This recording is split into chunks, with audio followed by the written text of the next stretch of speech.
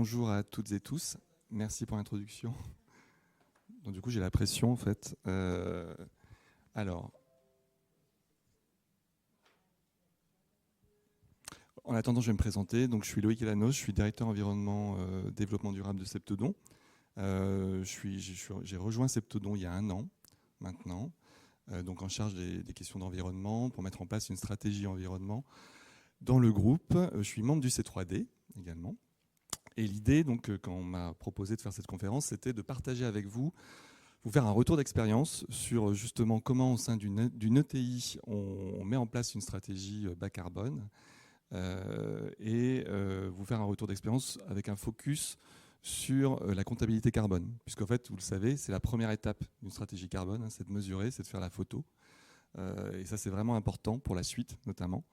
Donc cette photo, elle a besoin d'être fiable, robuste, complète, et puis elle a besoin d'être vivante. Parce que l'idée, c'est de mettre à jour cette photo tous les ans et de piloter une trajectoire à partir de cette photo qui va évoluer dans le temps, mais que ça devienne un vrai outil. Donc c'est pas se contenter de rester sur la mesure, mais c'est passer de la mesure à l'action en fait derrière. Voilà.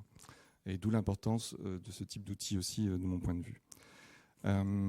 Avant, je vais aussi vous présenter très rapidement quelques mots sur l'entreprise pour vous donner aussi des éléments de contexte. Alors, qui nous sommes donc Septodon, c'est une ETI, on l'a dit, 100% familiale, française, qui a été créée il y a 91 ans maintenant, qui appartient à la famille donc, Schiller, et c'est Olivier Schiller qui est le président, la 3e génération. Nous sommes basés en France, à Saint-Maur-des-Fossés, et vous verrez qu'on a des implantations internationales. Et nous sommes dans le domaine dentaire. En fait, ce que l'on fabrique, ce sont principalement le produit clé, ce sont les cartouches anesthésiantes en verre qu'utilisent les dentistes pour anesthésier et faire une opération, par exemple, au niveau des dents. Voilà. Ça, c'est un premier produit, qui est le produit phare, c'est quasiment 80% de notre activité. Mais cette expertise au fait, de remplissage des cartouches en milieu stérile, on la met aussi à disposition d'un pharma pour typiquement des vaccins ou des stylos injecteurs sur différentes pathologies. Voilà. Donc il y a un vrai savoir-faire et on a typiquement sur notre usine du Canada un accord avec Moderna pour fabriquer des vaccins pour tout le Canada. Il y a environ 2000 employés et puis pour le chiffre d'affaires 2022 était donc de 365 millions d'euros et nous devrions être un peu au-dessus de 400 millions pour l'année 2023.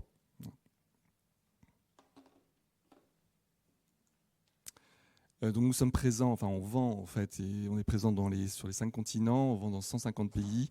On a 3 centres de R&D en France et au Canada. Les sites de production se trouvent donc en France, on a 2 grands sites, Saint-Maur-des-Fossés qui est le principal, et puis on a un petit site au fait, qui est à Mazamet dans le sud et qui fait les aiguilles pour les seringues. En fait. Et puis on a une grosse usine au Canada, 2 petites usines au Brésil et une petite usine en Inde. Voilà.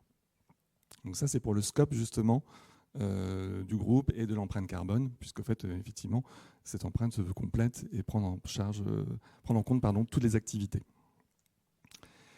Donc maintenant sur l'environnement, donc c'est en fait c'était une préoccupation depuis de nombreuses années, on va dire, mais c'était pas forcément coordonné. Donc il y avait vraiment des initiatives dans le groupe qui existaient, qui n'étaient pas pilotées et coordonnées. Il n'y avait pas de structuration par rapport à ça. Ça a commencé à accélérer dans les années 2020-2021. Septodon a fait partie de la première promotion des entreprises, de la Convention des entreprises pour le climat. Et puis, depuis plusieurs années déjà aussi, par le biais de la Fondation, il y avait différents projets qui étaient soutenus, alors bien sûr en matière sociale, sur les communautés et autres, mais aussi dans le domaine de la biodiversité, avec l'ONF, où on a un accord de partenariat. La direction, Olivier Schiller a vraiment souhaité en 2021 d'accélérer. Donc il a vraiment créé une gouvernance, mis en place une gouvernance au niveau exécutif sur l'environnement, avec la création d'un comité global environnement auquel il participe, et d'autres membres du COMEX, et qui se réunit tous les 3 mois. Et puis c'est devenu en 2022 donc une des 6 priorités stratégiques du groupe pour construire justement la stratégie business à l'horizon 2030. Voilà, donc l'environnement est un des 6 piliers de cette stratégie pour l'entreprise. Donc il y a vraiment une belle dynamique qui s'est engagée à partir de là, avec différents challenges, des communications en interne, etc. Moi je suis arrivé donc tout début 2023 Et mon rôle a été vraiment de proposer et de structurer cette stratégie en capitalisant sur l'existant, parce qu'il y avait déjà de belles choses et une belle dynamique, et puis en renforçant justement cette stratégie pour aller plus loin et accélérer dans cette transition écologique. Voilà. L'ambition donc, sur la politique environnementale, il y a 3 piliers. C'est assez classique. Hein. On répond aux 3 grands enjeux, en tout cas pour l'industrie pharma également, mais je pense que ça peut s'appliquer à pas mal d'autres secteurs. Il y a bien sûr la partie réchauffement climatique, donc par la mise en place d'une stratégie bas carbone. Il y a la préservation des ressources naturelles et notamment l'eau, puisqu'en fait nous sommes un gros consommateur d'eau. Dans les cartouches, c'est 98% ou 99% d'eau. Donc c'est de l'eau PPI pour injection, qui est ultra purifiée. Et donc pour faire fabriquer cette eau dans les cartouches, et ben en fait on consomme beaucoup d'eau et beaucoup d'énergie. Voilà. Donc ça au niveau industriel, ça a un véritable impact et c'est un enjeu clé pour nous. Et puis ensuite il y a la biodiversité, c'est le 3e pilier de cette stratégie, où là également c'est de travailler sur des programmes, on en a déjà, mais c'est de plus faire une photo aussi sur nos impacts et nos vulnérabilités en matière de biodiversité, et proposer une feuille de route sur ces 3 thématiques, court, moyen et long terme, avec des plans d'action concrets. Voilà. L'objectif, c'est vraiment d'intégrer cette stratégie dans l'ensemble de l'activité du groupe, de ses process, sur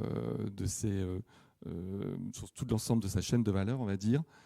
Donc au niveau, en s'opposant sur ce qui est gouvernance, on a vu un petit peu, mais c'est de créer, il y a au niveau stratégique, mais c'est créer au niveau local toutes les gouvernances adéquates pour déployer cette stratégie.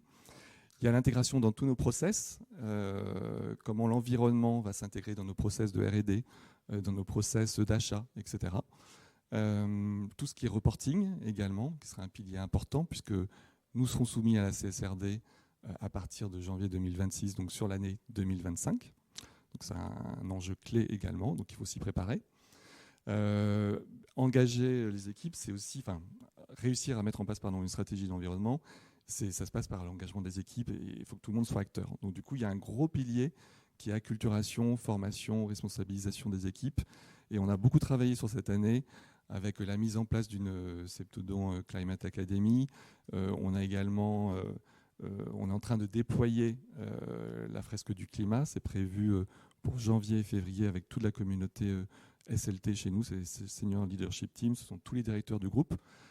Et puis, on prévoit également pour l'ensemble des collaborateurs d'autres ateliers et animations dans les années qui viennent pour vraiment que les collaborateurs comprennent les enjeux et puis puissent agir. Voilà. Et puis, il y a comment on finance tout ça aussi, comment on communique sur ce sujet en interne et en externe. Donc maintenant, focus stratégie carbone, c'est assez classique, hein, vous connaissez ça par cœur, je pense, pour la plupart d'entre vous. Première étape, c'est de mesurer l'empreinte. Ensuite, c'est de définir et suivre la trajectoire de réduction. Et puis, bien sûr, mettre en place des plans d'action pour décarboner l'ensemble des activités sur toute la chaîne de valeur. Alors, notre ambition aujourd'hui, c'est de s'aligner avec les accords de Paris. Donc, nous ne sommes pas un SBTI, mais par contre, on utilise à ce stade les référentiels SBTI pour construire notre trajectoire, notamment sur Scope 1 et 2. Et puis, on va le faire également sur Scope 3, mais sachant qu'on va appliquer, par contre, ça c'est décidé, la méthode ADEME, acte pas à pas, qui est une méthode globale, justement, d'intégration de la stratégie bas carbone dans le business. Voilà. Donc, c'est vraiment avoir un regard 360 sur nos activités et comment la composante bas carbone va s'intégrer sur nos activités et dans notre stratégie d'entreprise. Donc maintenant, par rapport à la mesure. Lorsque je suis arrivé, il y avait déjà une empreinte carbone qui avait été réalisée dans les années 2020-2021. Alors c'était en pleine crise Covid, elle concernait en fait l'année 2019. Malheureusement, cette empreinte n'était pas complète, n'était pas assez robuste pour construire la stratégie.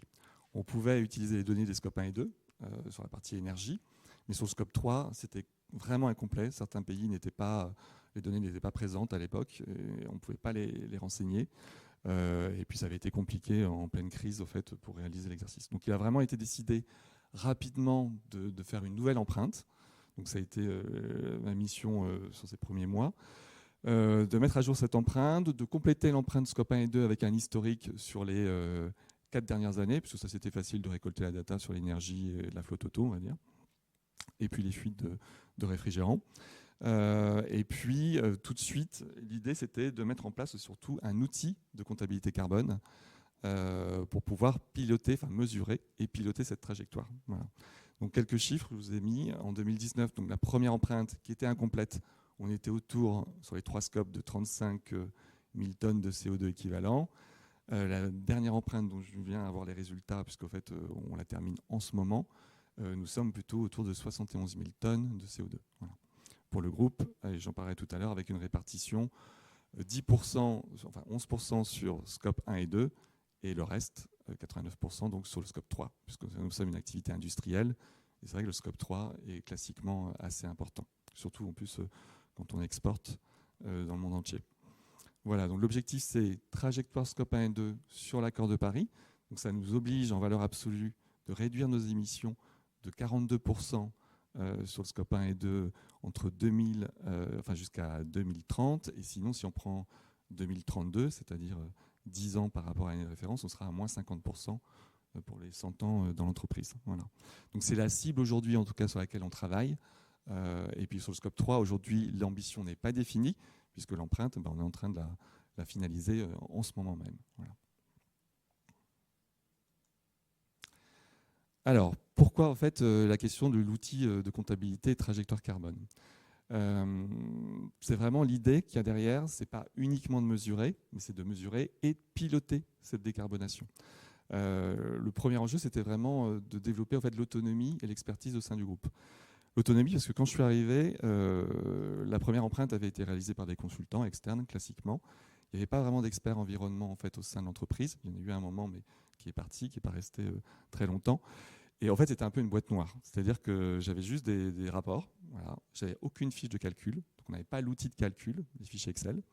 Et donc j'avais juste des PowerPoint. Et quand je demandais, en fait, j'avais besoin d'informations, il fallait que les consultants recalculent, moulinent leur équipement, etc. et nous renvoient des éléments. Donc c'était pas possible de travailler comme ça. Il faut vraiment développer une autonomie sur le sujet, avoir un outil propre ou au moins des fiches de calcul pour pouvoir comprendre et puis piloter et faire évoluer cette empreinte. Donc ça, c'était vraiment le premier enjeu. Ensuite, ce qui est intéressant dans les outils, lorsque on a commencé à s'intéresser aux outils, c'est bien sûr la capacité à mesurer, mais surtout à définir des plans d'action et puis à suivre les effets de ces plans d'action sur la trajectoire. Ça, c'est vraiment important. C'est de voir est-ce qu'on est sur la bonne route, est-ce que nos plans d'action sont efficaces, et aussi planifier les différentes actions sur une vision moyen-long terme pour voir comment concrètement on va réussir à arriver à moins 42% sur les 10 prochaines années.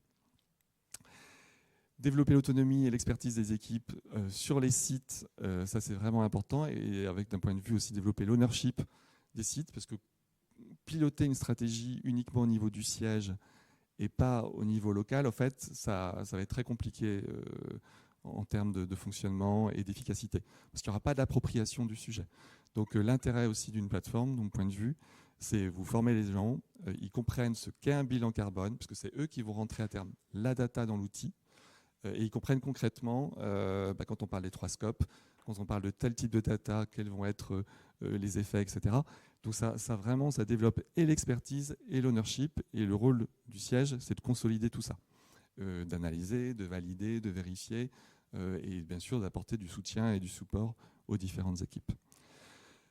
L'idée de l'outil aussi, c'est de fiabiliser les calculs, parce que les fichiers Excel, à un moment, ça a quand même clairement ses limites, notamment sur tout ce qui est facteur d'émission, puisque vous savez que les facteurs d'émission, ils évoluent, ils se complètent, etc.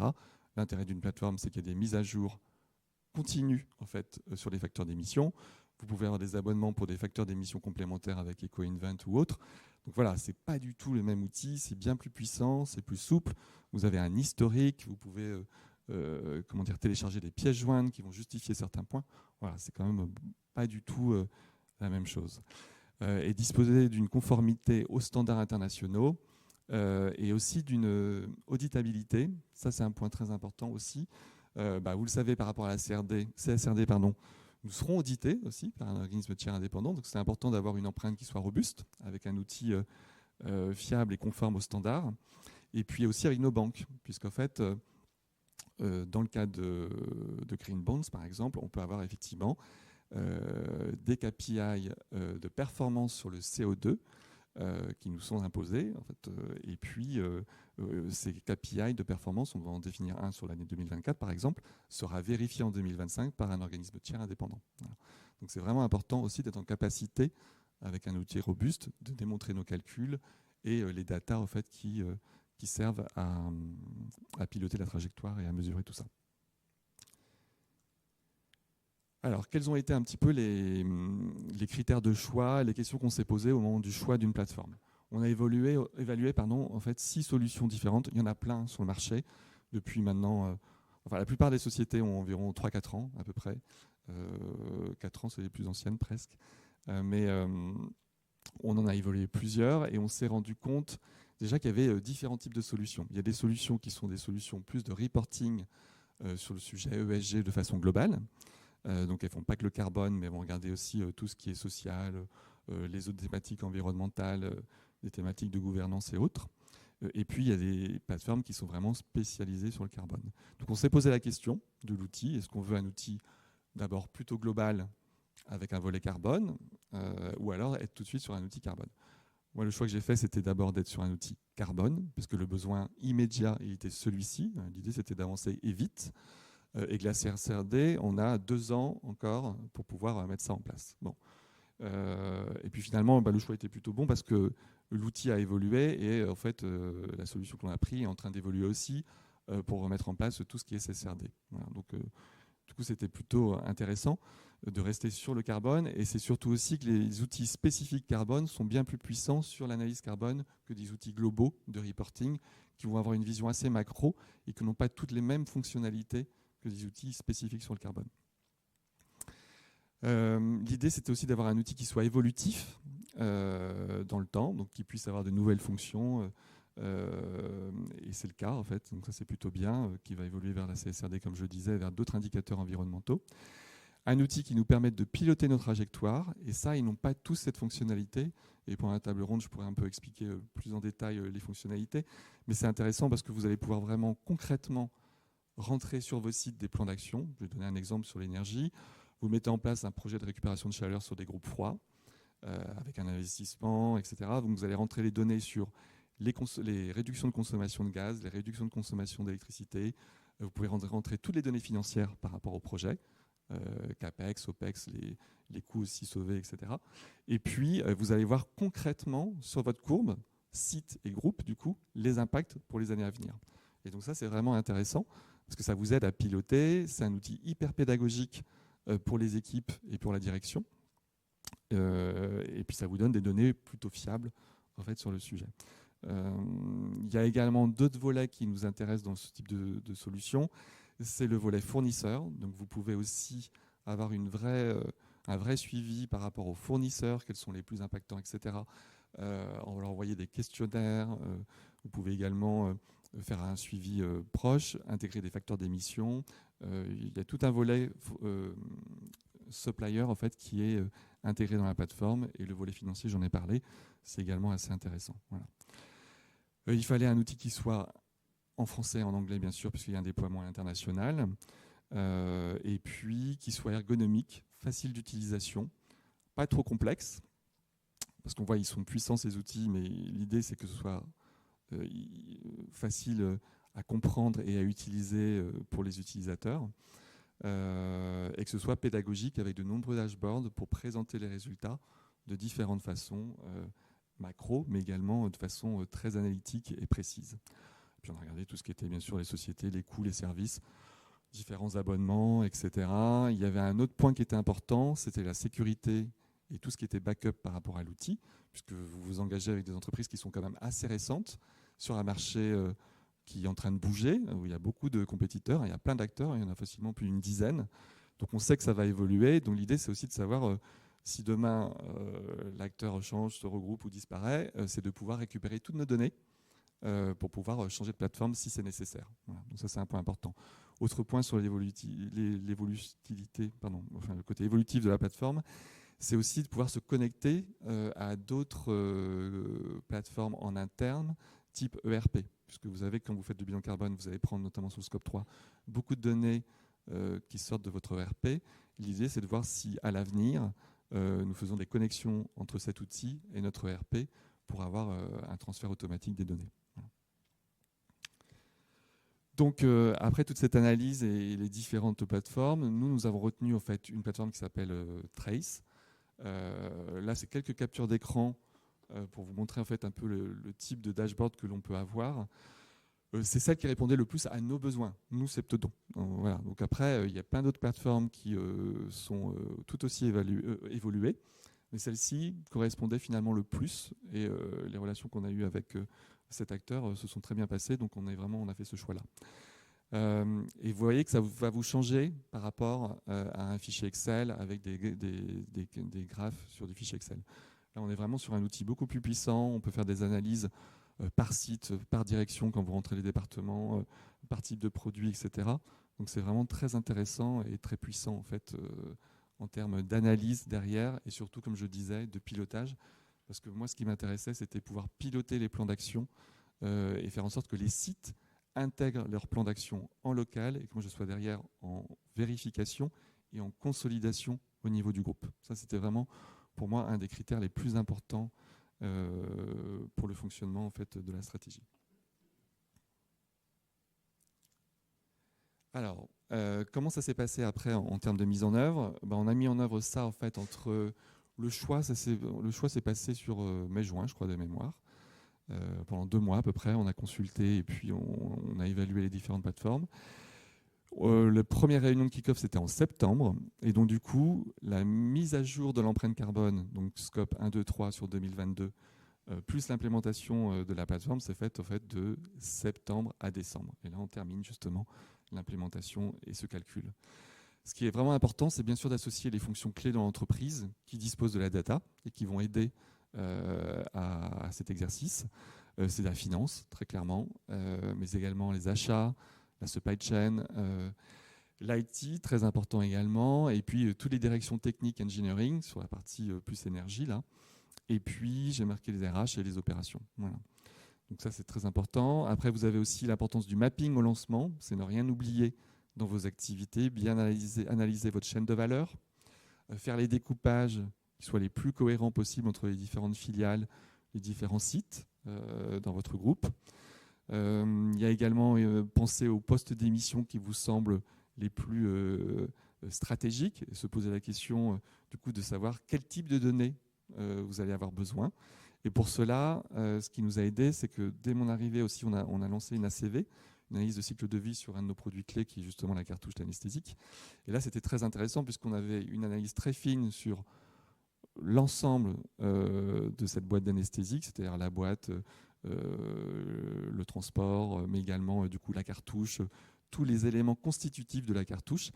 Et donc, vraiment dans tout le détail, hein, le petit piston, le petit capuchon, etc. Et en fait, tout ça, on le retrouve dans le bilan carbone. C'est-à-dire que sur la partie packaging du bilan carbone, on sait quelle info il a fallu aller chercher en fait, au niveau des achats et au niveau des quantités des unités pour avoir une empreinte hyper précise. Et pour être en capacité, par la mise en place après d'actions en matière d'éco-conception, de voir concrètement les gains que l'on va avoir quand on va modifier les packaging, quand on va retravailler sur nos différents produits, de pouvoir être en capacité de mesurer ces gains. Voilà. Et ça, c'était important et la CV là-dessus a été très précieuse.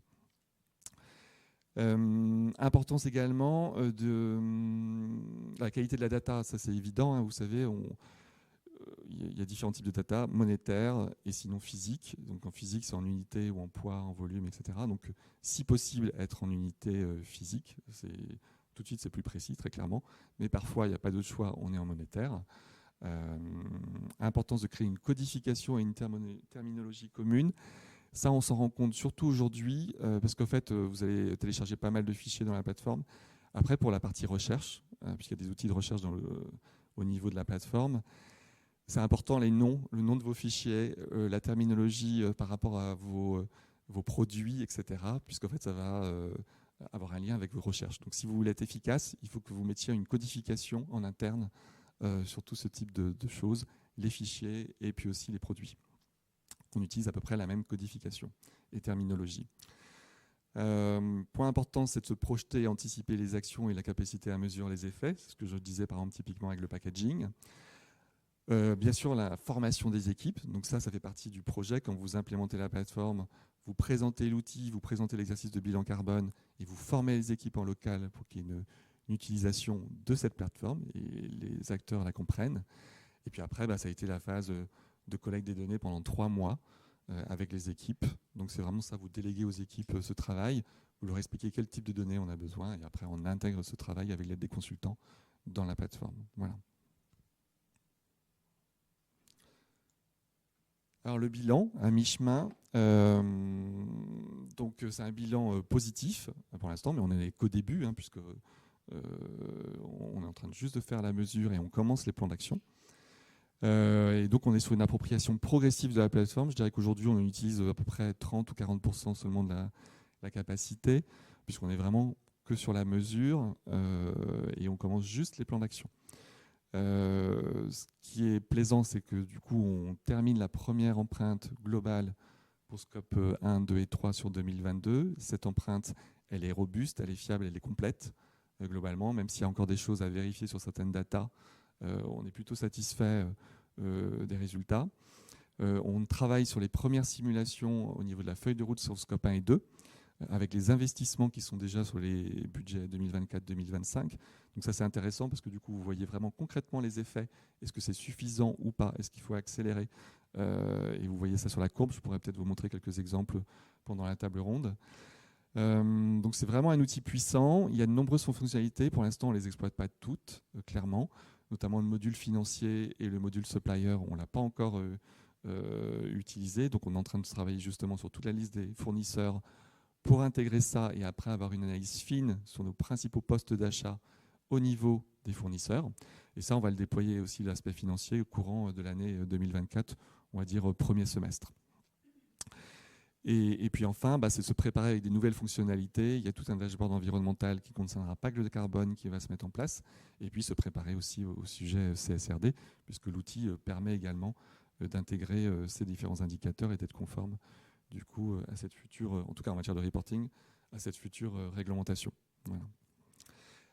Et puis c'est du coup ce qu'on n'avait pas il y a 1 an, c'est d'avoir vraiment une photo complète qui va nous permettre maintenant de construire la trajectoire sur le scope 3 avec la méthode aussi acte pas à pas de l'ADEME que l'on va appliquer et puis avec SBTI. On ne sait pas encore, on ne s'est pas décidé de savoir si on soumettra notre trajectoire ou non à SBTI, ce n'est pas certain. En tout cas, ça reste un référentiel intéressant pour nous, pour construire sa trajectoire et voir comment on se situe. Voilà. Mais ce n'est pas une obligation de notre point de vue à ce stade. Donc ça, c'était la mesure. Maintenant, c'est comment on décarbone concrètement Scope 1 et 2 et Scope 3. Scope 1 et 2, c'est vraiment de réduire nos émissions sur nos sites. Nous sommes gros consommateurs de gaz, je l'ai dit, pour la production d'eau purifiée, d'eau PPI, donc pour injection. Donc on va travailler sur tout ce qui est efficacité énergétique, achat d'équipements performants, sur bien sûr tout ce qui est énergie renouvelable, in situ ou l'achat d'énergie renouvelable. Et pour ça, en fait, on lance en janvier ce qu'on appelle un schéma directeur bas carbone avec un partenaire.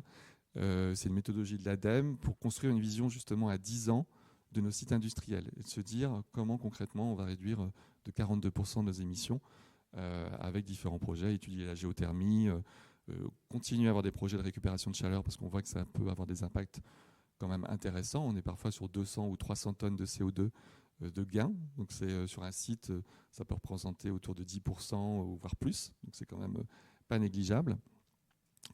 Et avoir cette approche pour déjà nos 2 plus gros sites industriels qui représentent 80% d'activité. Et puis après sur les sites un peu plus petits, on aura une approche simplifiée, je pense, à ce niveau-là. Mais c'est à peu près ce travail-là, c'est minimum 4 à 6 mois de travail avec les équipes. Donc c'est assez complexe. Et puis c'est de prévoir aussi sur tous les investissements nécessaires derrière, puisqu'il y aura forcément des investissements sur des technologies de décarbonation. Voilà. Donc ça, c'est la partie, on va dire, entre guillemets, la plus facile, et sur une période de 10 ans à peu près. Et puis, Scope 3, et vous le savez, c'est vraiment plus long, souvent plus complexe. Ça ne dépend pas que de nous, c'est de travailler avec nos parties prenantes sur l'ensemble de la chaîne de valeur, les fournisseurs, mais aussi les clients. Donc du coup, il y aura un travail avec les dentistes et nos partenaires aussi grossistes, répartiteurs. Et puis là, il y a différents sujets et axes de travail. Il y a bien sûr tout ce qui est éco-conception. Et l'ACV, réalisé il y a quelques mois, va nous aider à mettre en place un plan d'action sur l'éco-conception en matière de packaging et d'autres sujets, notamment sur la supply. Mais il y a également la logistique, tout ce qui est mobilité, les achats responsables, bien évidemment, l'IT, et puis les déchets. Enfin voilà, il y a pas mal de choses à travailler, mais la feuille de route n'est pas définie encore à ce stade. Elle le sera au premier trimestre 2024. Voilà. Et après ce travail de réduction, on va aussi bien sûr travailler sur tout ce qui est captation carbone, donc développer un programme dans ce domaine-là.